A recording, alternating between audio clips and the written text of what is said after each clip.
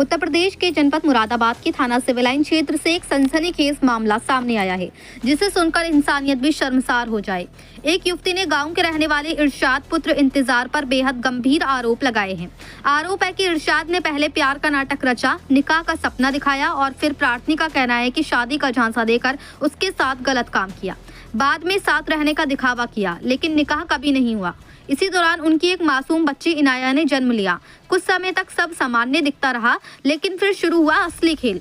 आरोप है कि इरशाद का असली चेहरा सामने आने लगा। अभद्रता, मारपीट और मानसिक प्रताड़ना का सिलसिला शुरू हो गया। इतना ही नहीं, आरोप है कि इरशाद अपने साथियों निजामुद्दीन और रंजीत के साथ युवती को लखनऊ ले गया, जहां इकबाल नामक व्यक्ति के मकान में उसे रखा गया।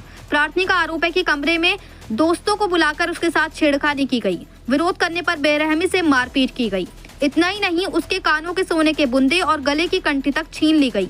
लेकिन कहानी यहीं खत्म नहीं होती। सबसे चौंकाने वाला आरोप, युवती को 70,000 रुपए में बेच दिया गया। जी हाँ, इंसान को सौदे की वस्तु बना दिया गया। बताया जा रहा है कि उसे एक घर में बंद कर रखा गया। कैद, खौफ और जुल्म के बीच वे किसी तरह छत पर पहुंची और पड़ोस की एक महिला से मदद मांगी। महिला की मदद से वे वहां से बच निकली। करीब 15 दिन पहले वे जैसे तैसे आरोपियों के चंगुल से छूटकर मुरादाबाद पहुंची और अब न्याय की गुहार लगा रही है। युवती का कहना है कि वह लगातार अगवानपुर चौकी जा रही है और अपने साथ हुई दरिंदगी की शिकायत कर रही है, लेकिन वहां उसकी कोई भी सुनवाई नहीं हो रही। अब बड़ा सवाल ये है, क्या प्यार के नाम पर जाल बिछाने वालों पर सख्त कार्रवाई होगी? क्या इंसान को 70,000 रुपए में बेचने वालों को कानून का असली डर दिखेगा? क्या ये मामला सिर्फ एक युवती का नहीं, ये सवाल है समाज की सुरक्षा का, भरोसे का और बेटियों की इज्जत का। मुरादाबाद से परवेज अंसारी की रिपोर्ट। क्या हुआ आपके साथ?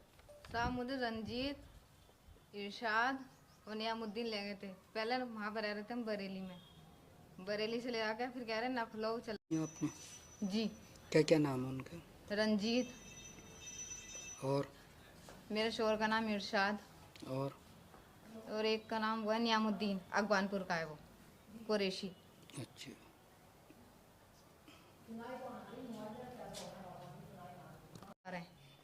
कितना में बेचा था आपको?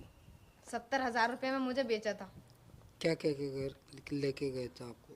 मुझे ये कह रहे थे कि दूसरी जगह काम लिया है हमने, वहाँ पे हम काम करेंगे।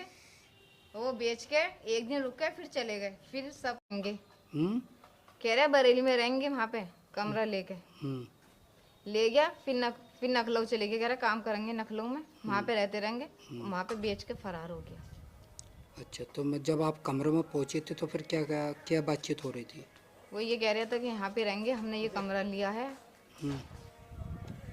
एक रात रुक के वहाँ से वो मोबाइल बंद करके आ गए तीनों। मैंने 13 नंबर लगाया, नंबर स्विच ऑफ जा। अच्छा, कितने कौन सा अधिकारियों से आप मिली हैं? कप्तान साहब से और सीओ साहब से। जो सिविल महिला थाने के सामने बैठती, उनसे मिली हूँ। क्या कहा था उन्होंने? उनके पास गई थी मैं, तो कह रहे हमने क्या ठेका ले रखा है तेरे आदमी का, हम देख के लेकर आएंगे। साहब तुम बैठे किस लिए हो, काय के लिए, तुम अधिकारी हो? तो क्या नाम है आपका? गुलशन।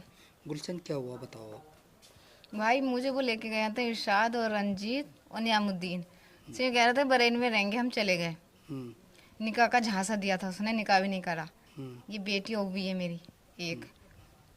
ले गया था वो, फिर उन्हें नखलऊ में ले गया कमरा। कह रहे हमने नखलऊ में लिया वो कमरा, नखलऊ में कमरा लिया। वहाँ पे बस एक रात रुके ये तीनों। एक रात रुक के वहाँ से भागे। इन्होंने मोबाइल बंद कर लिया तीनों ने। मोबाइल बंद करके फिर मैं बोली इससे, जो जिस घर में गए थे, मैंने कि भाई वो कहाँ है? मैंने कि वो हमारे वो कहाँ है, पति हमारे वो कहाँ है? कह रहे भाई वो नहीं है, वो तो बेच के चले गए तुम्हें 70,000 रुपये में।